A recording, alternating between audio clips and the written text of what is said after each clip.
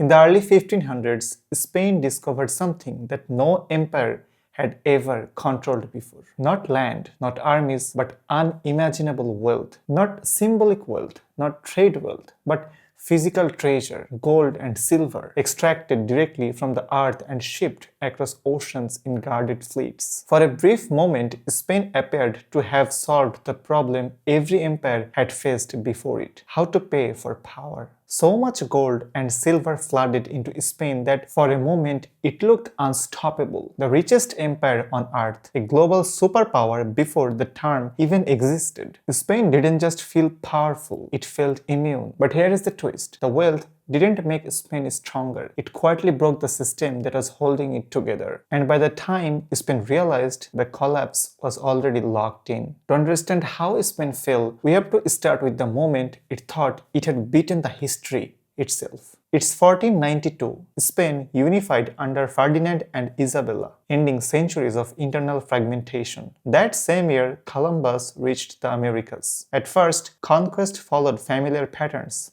first land, then labor, and then tribute. But then, Spain uncovered something different. In the Andes, at a mountain called Potosí, modern Bolivia, Spanish administrators discovered silver deposits so vast they seemed impossible. Entire cities formed around extraction. Indigenous labor was forcibly reorganized into the meta system, keeping mines operating around the clock. Silver moved with mechanical efficiency, from mountain to mule trains, then Caribbean ports, then treasure fleets, and then Seville. By the mid-1500s, Spanish ships were hauling mountains of silver from Potosí and Zacatecas in Mexico. At its peak, Spain controlled over 80% of the world's silver supply.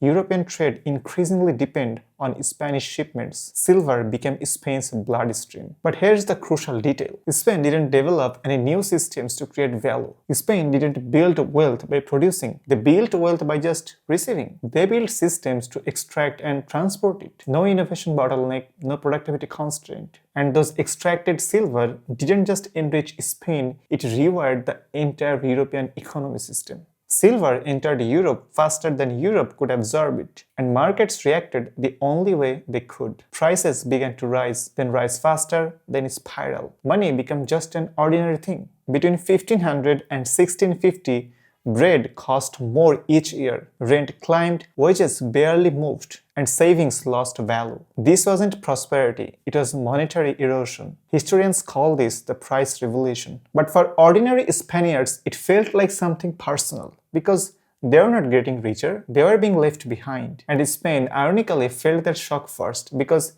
it sat at the source. Why? Because when money grows faster than goods, inflation eats the economy alive. Spanish nobles got richer on paper, but every day Spaniards lost purchasing power year after year. For ordinary people, life became fragile, and when price surged, something even more dangerous happened inside Spain itself. Silver didn't just distort prices. It destroyed incentives. Wages became unpredictable. Long-term investment stopped making sense. Planning became guesswork. Why investment in manufacturing when colonial wealth paid for everything?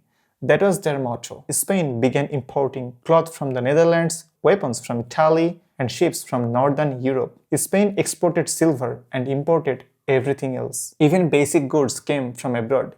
Spain had money but no productive base. But while Spain consumed, its rivals adapted. The Dutch reinvested profits into shipbuilding and finance. England slowly expanded textile production. France centralized taxation and bureaucracy. Spain, by contrast, became an empire that paid others to grow. And slowly, the Empire of Spain became a customer, not a producer. But Spain's real weakness wasn't economic. By the mid-15s, Spain's empire looked invincible from the outside. But internally, the system was straining. It was broken. Silver created confidence, not discipline. Wars multiplied. Administrative costs skyrocketed. Spain's global footprint stretched across Europe, the Americas, Asia, and the seas between them. But here's the funny thing.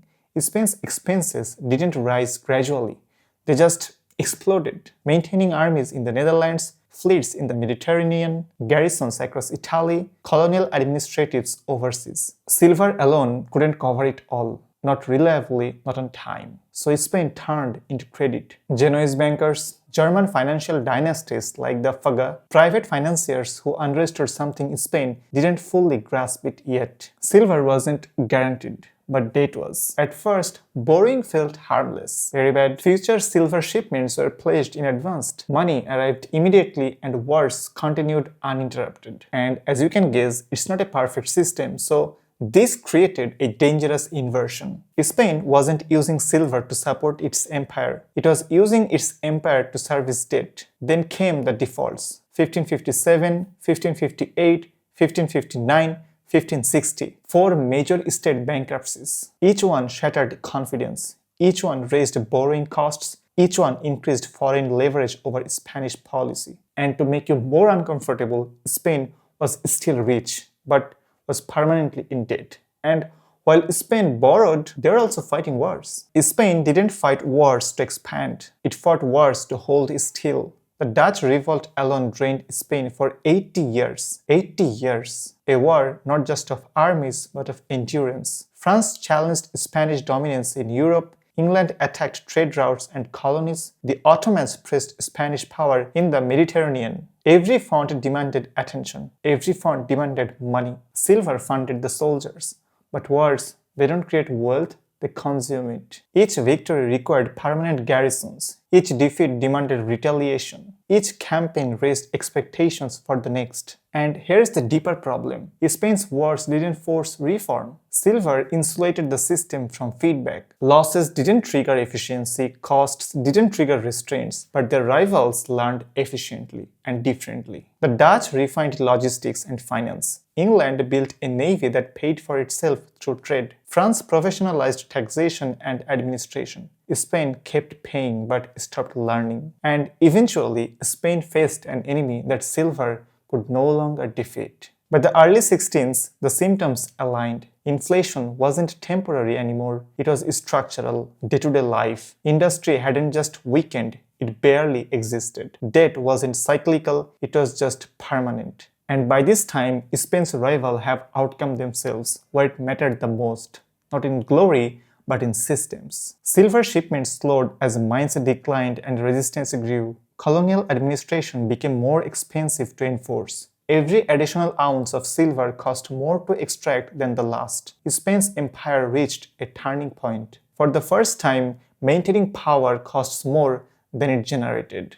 And that's when the system failed. Not dramatically, not suddenly, but quietly. Spain still had armies, still had colonies, still had prestige, but it lacked resilience. There was no domestic engine to restart growth, no institutional flexibility to adapt. When economic, military, political shocks came, there was no cushion, which reveals the real tragedy of Spain's fall. Spain didn't lose its empire because it was weak. It lost it because wealth replaced capability. Gold covered inefficiency, silver delayed reform, and extraction replaced innovation. Spain became the first global empire to fall into what we now call the resource curse. Rich but fragile, powerful but hollow. The moment Spain got rich, it stopped getting better. The more silver Spain received, the less it needed to improve. And once progress stops, decline isn't dramatic, it's inevitable. Spain's history isn't a historical accident, it's a warning. Wealth doesn't create power, systems do. Power comes from institutions that reward production, learning, and adaptation, not extraction alone. Spain had the world's greatest advantage and used it to avoid change. The moment Spain got rich, it stopped getting stronger. And once progress ends, history doesn't need an enemy. Time is enough. Which leads us to one last question. If riches destroyed Spain's empire, which empire today is repeating the same mistake?